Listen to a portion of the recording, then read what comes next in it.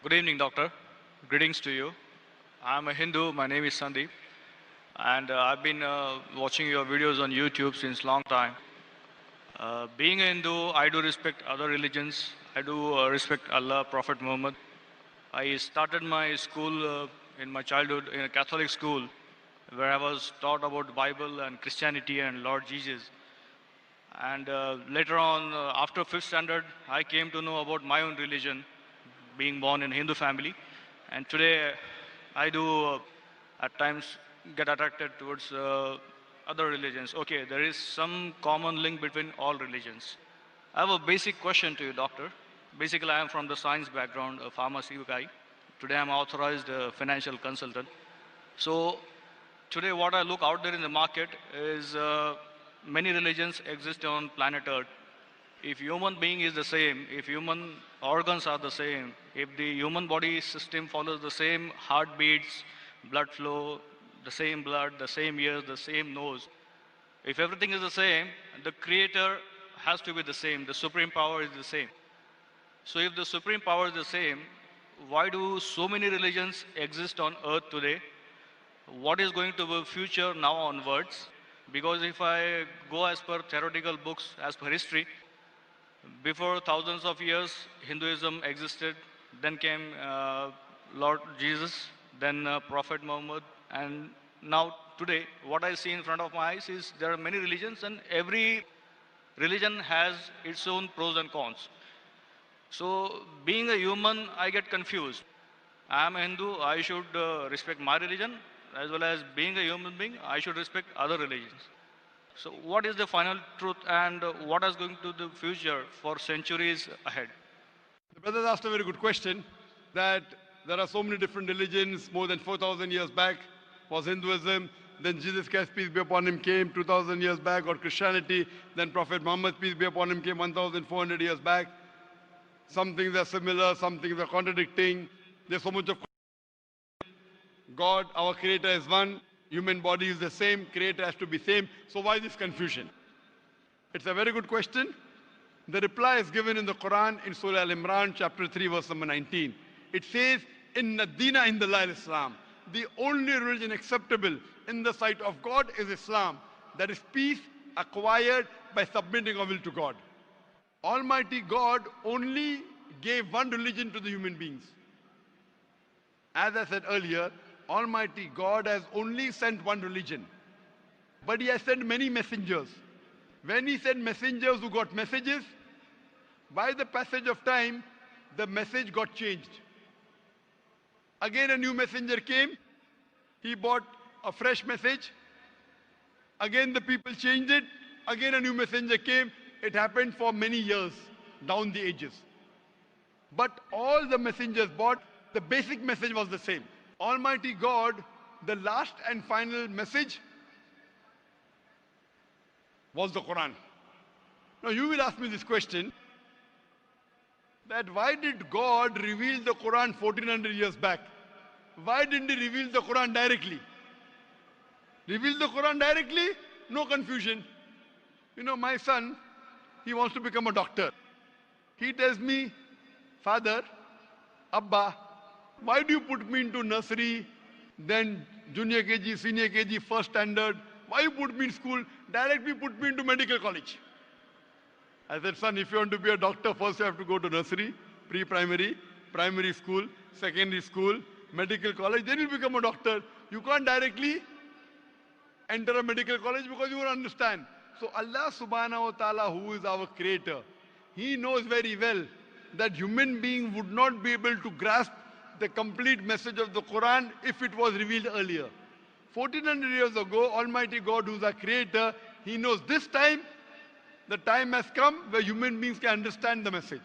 So that's the reason previously He sent messages which were there but not complete because human being could not understand, could not grasp. As the message changed, He sent a new message, a new messenger. That's the reason all the messages that came before the Quran, they were meant for a particular group of people and meant to be followed for a particular time period.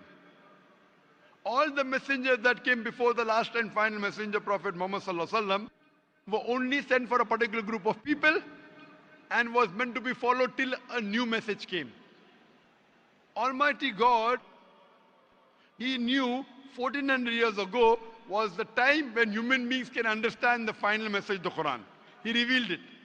And He sent the last and final messenger, Prophet Muhammad, peace be upon him. Since Quran was the last and final message, it was not only meant for the Muslims or the Arabs, it wasn't meant for one particular group of people, it was meant for the whole of humanity. All the messengers that came before were meant for a particular group of people, and the message was supposed to be followed for a particular time period. Because Prophet Muhammad, peace be upon him, was the last and final messenger, he was not sent only for the Muslims or the Arabs, he was sent for the whole of humanity. But now today, you ask me, why are there different religions? Our Creator sent only one religion. We human beings kept on changing. But even in the corrupted form, I have a formula. I have a formula which will not antagonize any human being. I tell all these human beings, at least believe that there is one scripture which is 100% the word of God.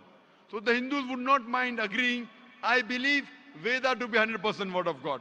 The Christians would say, I do not mind believing Bible to be 100% the word of God. The Muslim will say, I don't mind believing Quran to be 100% the word of God. So I tell them, okay, now let us agree to follow what is common in all these scriptures. What is different, we'll discuss tomorrow. Let's not fight over the differences. Let us agree to follow what is common, and at least we'll be sure that what is common in all the three scriptures, this at least minimum is 100% the word of God. What is different may be the word of God, may not be the word of God. That we can discuss tomorrow. Now, when we do a research, and I being a student of comparative religion, I've studied the Vedas, I've studied the Upanishads, Bhagavad Gita, Bible, Old Testament, New Testament, Quran. Now, when I do research, I've come to know that all these scriptures say that there's one God.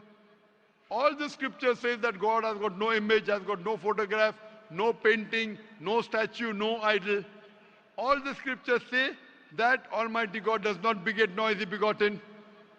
All the scriptures say that the last and final messenger to come is Prophet Muhammad, peace be upon him. I have quoted in this session many verses from Hindu scripture that Prophet Muhammad is the last and final messenger. I have quoted from the Bible. I have quoted from the Quran. So at least let us agree to follow what is common. Bible, Vedas, Quran, all three say that you should not have alcohol. And I've quoted that in my earlier answer. All three say that you should not gamble. All three say that you should not have pork. So let us agree to follow what is common. So we have to agree that there's one God. You have to believe Prophet Muhammad is the final messenger of God. You should not have alcohol. You should not have pork. To pray, we have to do the sujood. All these are common points. So I'm asking the question that if you say you are a Hindu and you say that you respect other religions, I'm asking the question, do you believe that there's one God? As per books, I do. Do you believe that idol worship is prohibited? That's a confusing area. It's very clear in the Hindu scriptures. Yajurved chapter 32 verse number 3. Na tasya pratima asti. Of that God there is no pratima, there is no photograph, no painting, no image, no idol, no statue. Same thing is repeated in Shveta Upanishad, chapter number 4, verse number 19. Na tasya pratima asti. Of that God there is no pratima, no image, no photograph, no painting, no statue, no idol. What's confusing, brother? I mean, today my knowledge is just like an infant. No, if your knowledge is like infant, when a person of knowledge talks, you should believe it. True. So why don't you believe it then? No, as I said, I do respect Prophet Muhammad. I do. No respect. Respecting is one thing, following is the other thing. If you respect a person, you have to follow his guidance. So again, the question goes in the same direction what I was asking to you, that if I am a Hindu, if I believe in Hinduism, but still when I step out of my home, I have to follow my colleagues, the other society members, human beings on the earth. Is it a must? Suppose the other society members start robbing. If your other human beings start robbing, even you start robbing. Brother, if your friends start robbing, will you rob? I will have to defend myself. Will you rob, yes or no? If somebody is robbing me, No, you said that you have to follow the other human beings, other society. If your other friends start robbing other people, will you start robbing? Will you rob others? I don't think so. There is a point in robbing others. Okay, because you know robbing is wrong. So that time you will not follow society. Follow the society when it is right. Do not follow when it's wrong. God has given you grey matter, brain. Correct? So if your Hindu friends are going against the Veda, will you follow Veda or your Hindu friends? They have to follow what is written in the books. Yes, forget about them. I'm asking about you. If your Hindu scripture says don't do idol worship, will you do idol worship? No, then I will not. So now do you believe idol worship is wrong? Again, as I said, I have to study more. I'm not clear. But you study, when will you study? Today or tomorrow? When? Maybe today or tomorrow. Okay, fine. I have quoted so many references from the Hindu scripture about Prophet Muhammad, peace be upon him. Do you believe Prophet Muhammad is the messenger of God? Yes, I do. If you believe, don't you have to follow his commandments? I may have to. Why may? Again, I'm not If you clear. may believe in, then you may. If you do believe in, you do have to follow. It's simple English. If you say maybe he is a messenger of God, then you can say maybe I'll follow him. When you say surely the messenger of God, then you have to follow him surely. Why? But, is Will it- a messenger of God deceive you? but again, do I have to be a Muslim to follow Prophet Muhammad? Or No, you Islam? have to be a good Hindu also. You have to be a good Hindu and a good Christian to follow Muhammad Sallallahu Alaihi Wasallam. That's where the whole thing If goes. you are not a good Hindu, if you are not a good Christian, you will never follow Prophet Muhammad Sallallahu Alaihi Wasallam. Because Hindu scripture says the Antim Rishi, the Kalki avatar is Prophet Muhammad Sallallahu Alaihi Wasallam. I gave references, if you want I can give again. Do you want me to give the references again of Prophet Muhammad in the Hindu scriptures? I did listen to your references. I need to go through them. Fine. So inshallah go today. Tomorrow I would give you the first chance and there's a lady there. You too, I would give the first chance.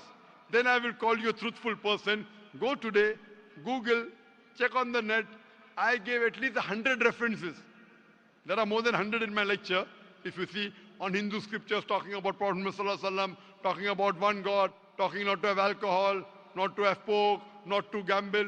What is different we'll discuss tomorrow. At least what is common we should agree. So when you are talking about getting human beings together, I'm giving you a formula which will not offend you.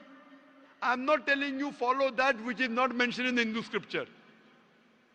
I'm telling you follow what is mentioned in Hindu scripture and the Quran.